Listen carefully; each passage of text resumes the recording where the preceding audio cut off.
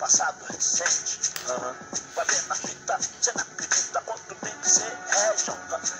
Boa, rapaziada. Tudo certinho, senhoras e senhores? Na manhã do gato? Tudo bom? Bom, vamos lá então, que essa semana também é mais molezinha para vocês do oitavo ano, certo? A gente vai terminar essa semana o nosso roteiro número 6. A gente começa e termina, até fácil porque é só revisão. A gente tá só na fixação do conteúdo, beleza? Na manhã do gatinho mesmo. E aí na próxima aula, na quarta-feira, eu vou tentar ajudar vocês na resolução da apostila 2 que vocês pegaram aí, certo? Então, hoje é o nosso roteiro 6 e na próxima aula é a apostila 2, aquela apostila que vocês estão pegando na escola e devolvendo, beleza? Tudo bem? Então, vamos devagar. Ah, professor, tô com dúvida ainda na apostila. Ou me manda pelo direct lá, pelo papo privado, né, pela conversinha, ou espera aí essa aula que talvez eu ajude vocês um pouquinho, tá bom? Hoje a gente vai para o nosso roteiro número 6, oitavo ano. E aí, não esquece de colocar lá no grupo do Facebook o seu nome, sobrenome e sua sala, por gentileza, beleza? E se surgir alguma dúvida, põe lá também. Se você não quiser ser identificado, que tem gente que tem vergonha ainda, é só mandar uma mensagem direto para mim, beleza? Só que sobre o conteúdo, hein, irmão? Não vem perguntar se o Flamengo vai ser campeão de novo, beleza? Tá bom. Então é desse jeito. Então, por favor, pega seu roteiro número 6 aí, que tá fácil. O roteiro número 6 a gente vai trabalhar ele hoje inteiro. Então, dia 1, dia 2 e dia 3, certo? O roteiro número 6, você não ia precisar nem do livro, praticamente, porque era o seguinte, você tinha 2 textos, um sobre iluminismo, outro sobre Revolução Industrial, e no dia 3 uma reflexão sobre as mudanças que ocorreram no mundo, principalmente na Inglaterra, onde começa a Revolução Industrial, as mudanças que ocorrem na paisagem, então, em como as cidades, a questão da geografia física muda. Firmeza total? Então bora lá. Hoje é rapidão, então eu vou completar o nosso roteiro 6 e eu vou ficar logado aí, vou ficar no Facebook esperando algum tipo de pergunta, beleza? Então, apesar da aula ser curta aqui, eu vou me disponibilizar para tirar as dúvidas no horário, entre as 14 e 14h50. É 14? É, para vocês. Não, isso é para tarde só, né? Tem da manhã também, cabeção. Mas eu vou ficar aí logado, firmeza? Então, bora nós. Espero que estejam todos bem, dentro de casa, certinho, comendo bastante, engordando. Ai, meu Deus. Vamos lá, vagabundo. Então é o seguinte, nosso roteiro número 6, dia 1, questão 1 e 2, certo? Então você tinha esse texto aí, um pequeno testículo, você leu esse pequeno testículo e vai falar sobre iluminismo, certo? Minha primeira pergunta era fácil, né? Depois de ter lido esse texto, depois de ter ouvido falar bastante sobre iluminismo, que a gente está conversando isso aqui há um bom tempo, quais eram os ideais defendidos pelo iluminismo e de qual classe social se iniciou esse movimento? Ô tiozão, essa daí tá mais mole que ganhar do Marília, aquele time lá, certo? Se bem que a gente está invicto faz um tempo. Aí, o iluminismo, ele vai ser sustentado, vai ser startado, vai ser iniciado a partir da burguesia, certo? Os trabalhadores do campo e da cidade, sim, vão se organizar, mas quem lidera esse movimento, quem tinha uma capacidade econômica para ter acesso ao conhecimento e também investir nas pesquisas, investir em novas formas de pensar, eram os burgueses, beleza? A burguesia que vivia do comércio, vivia da produção, que vivia nas cidades, ela sim vai ser a líder desse movimento ideológico, nesse movimento de ideias, bem interessante, porque essa burguesia, ela vai querer o quê? Como ela estava ganhando dinheiro, mas pagava muito impostos para os donos de terra, para os senhores feudais, para a nobreza, a burguesia vai querer se libertar disso. Por isso, um dos ideais que a burguesia mais batia era a questão de liberdade econômica, liberdade política e quebrar mesmo, eliminar a sociedade da época, beleza? A burguesia se achava detentora da luz para iluminar as trevas, né, do que acontecia na sociedade naquela época. Então, a burguesia vai liderar um movimento que se diz iluminador. As pessoas precisavam ver, elas precisavam de luz para enxergar a sua realidade. Então, essa burguesia vai denominar esse movimento como iluminismo, aquele movimento de ideias que vai iluminar a realidade das pessoas para que elas pudessem enxergar.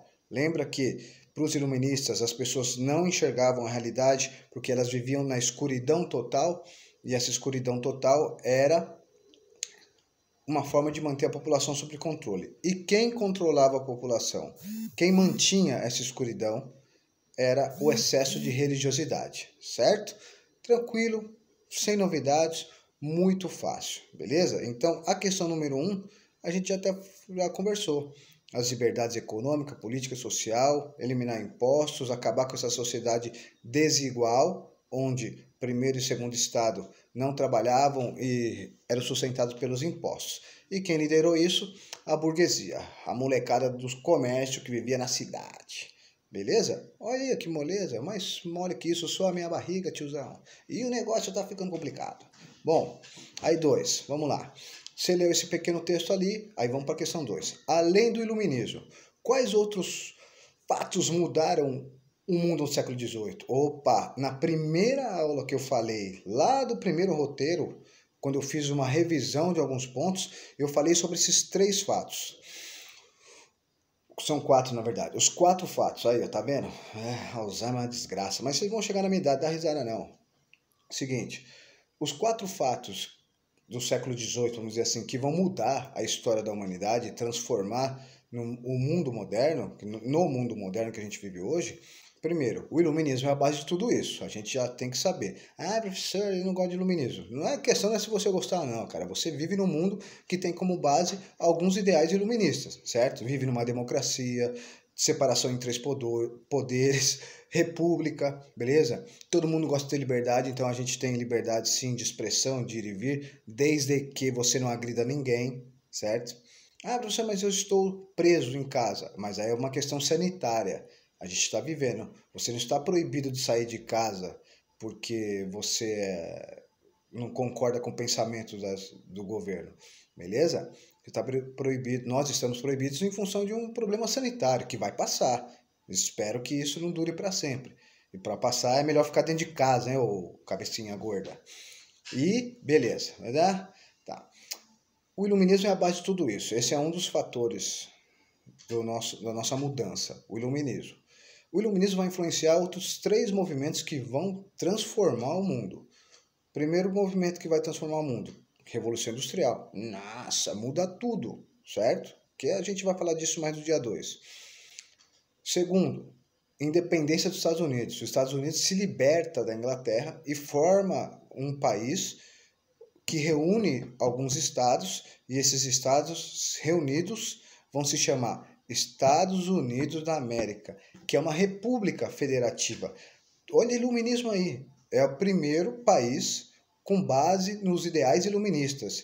Então, o iluminismo nasce lá na Europa, com a burguesia europeia, mas chega aqui na América, claro, as ideias correm, e o primeiro país a usar os ideais iluministas não fica na Europa, fica aqui na América. Firmeza?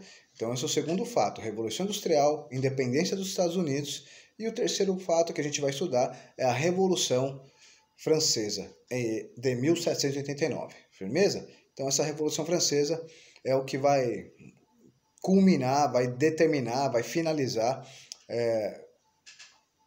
o movimento iluminista. Vai finalizar não, né? Vai ser o ápice, porque a gente vai ter uma revolução na França que vai tirar rei, a monarquia absolutista francesa cai, e algumas mudanças profundas na sociedade francesa acontecem e nada vai voltar a ser como era antes, beleza? Tudo bem? Então, nosso dia 1, no nosso roteiro 6, já era. Para o dia 2 do nosso roteiro 6, você precisava ler outro pequeno texto, beleza? Um texto moleza que fala sobre Revolução Industrial. Sem novidades, esse textinho aí é curto, é menor do que o primeiro. E aí, após ler esse pequeno texto, nós vamos para o dia 2, então, do nosso roteiro 6. Quais fatores são transformados pela Revolução Industrial? Olha, cara, a gente já falou isso aqui mais de uma vez, mas vamos reforçar. Primeiro, a produção vai ser completamente alterada. Na Revolução Industrial, com a chegada das máquinas na produção, já era, a produção vai aumentar muito. E aí a gente já falou sobre duas mudanças. A produção aumenta muito e as máquinas estarão interagindo com o ser humano. Há uma evolução do modo de produzir.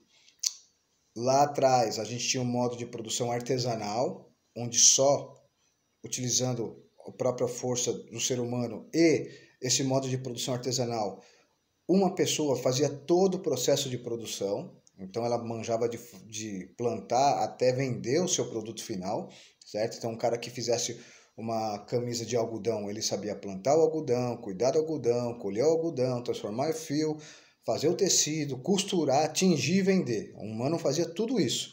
Com a Revolução Industrial, a gente vai ter uma pequena mudança, certo? Primeiro, nós vamos ter uma divisão do trabalho. Cada um vai fazer uma parte, em vez de fazer tudo, certo? E segundo, as máquinas entram também nessa produção. Então, há uma divisão do trabalho e com máquinas. Putz, isso muda bastante, certo? Tudo bem? A produção aumenta muito. E vamos lembrar, se eu produzo mais, eu tenho que fazer o quê? Eu tenho que vender mais também. Senão eu vou ficar com o barato estocado na minha casa. Tá loucão? Não, tem que vender, tem que circular. O dinheiro tem que circular, beleza? E aí a burguesia, que já tinha um dinheirinho, que vivia do comércio, tinha grana, ela começa também a ver uma outra oportunidade. Ao invés de só comercializar, só ganhar dinheiro no comércio ou na produção de artesanato, agora ela começa a ganhar dinheiro também com indústrias, certo? A burguesia, o burguês que tinha um dinheiro, ele vai investir na produção industrial. E ó, vai ganhar uma grana, hein? Estourei. Os caras vão dar risada, vão mostrar a dentadura. Firmeza? Tudo bem? Ótimo. Então já falamos sobre alguns fatores que são transformados pela Revolução Industrial. Questão número 1 do nosso roteiro 6, dia 2, já era. Agora a gente vai para a questão número 2, dia 2, roteiro 6, certo? Quais fatores o texto apresenta como características da época após a Revolução Industrial? Moleza, meus queridos. Primeira coisa, muda o cenário. O cenário de produção não vai ocorrer mais na zona rural, agora passa a ser a zona urbana. Então nós vamos ter uma urbanização da produção e também da população, é óbvio, né, cabeção? A molecada não vai ficar no campo, ela vai procurar o trampo nas áreas das cidades. Vocês viram, por exemplo, o filme de Charlie Chaplin em tempos modernos, ali é uma região urbana. Firmeza? Ótimo. A sociedade agora, ela não vai mais ser pautada, não vai respeitar tanto, vamos dizer assim, as tradições. Agora, a sociedade ela não vai ser mais dividida de clero, nobres e servos ou trabalhadores. Aquela tradição, os nobres eram melhores. Agora já era. Agora a divisão social não é mais pela tradição de sangue ou de títulos. Agora a divisão social é isso aqui, ó. Money, certo? Grana, dinheiro, meu chapa. Então, nós vamos ter agora uma sociedade regida basicamente pelo capital, beleza? Não mais pela tradição. O poder econômico vai contar mais que o seu título ou a sua família. Então, eu sou o conde de tal, eu venho de uma família tradicional na França, mas tá quebrado, não tem dinheiro? Já era, você não vale nada, beleza? Então, mudam algumas importâncias dentro da sociedade europeia e, claro, americana também, certo? Então, muda o cenário, a urbanização, muda também a tradição, não vai ter, agora a divisão social vai ser por poder econômico, beleza?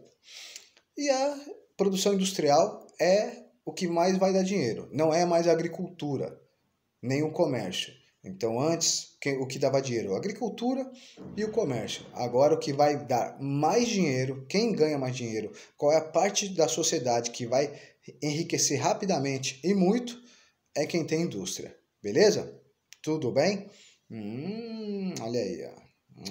Já falamos do nosso dia 2. E agora vamos para o dia 3 e já era. Nosso dia 3 é uma questão só sobre o que pode ter sido alterado na paisagem com a industrialização. Olha, meu querido, isso aí a gente já falou bastante. Inclusive tinha um exercício que você tinha que fazer olhando para um cenário do livro. E ó, poluição. Primeira coisa, as cidades, a indústria vai poluir mais, claro. Não tinha nenhum tipo de controle, os dejetos, as sujeiras eram jogadas nos rios, ou nos matos, ou nos morros, porque não tinham controle. As pessoas ainda não tinham um desenvolvimento científico nem de pesquisas para entender que a poluição ia fazer um mal muito grande, beleza? As cidades, como estão recebendo muitos trabalhadores, elas vão crescer de uma forma descontrolada.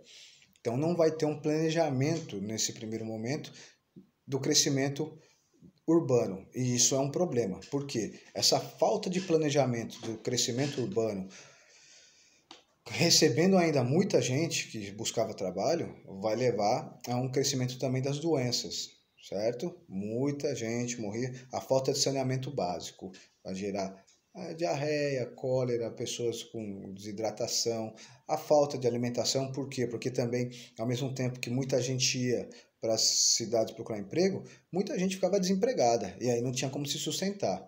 Ficava na rua, mendicando, lá pedindo as coisas, ou então metendo as quadradas, roubando.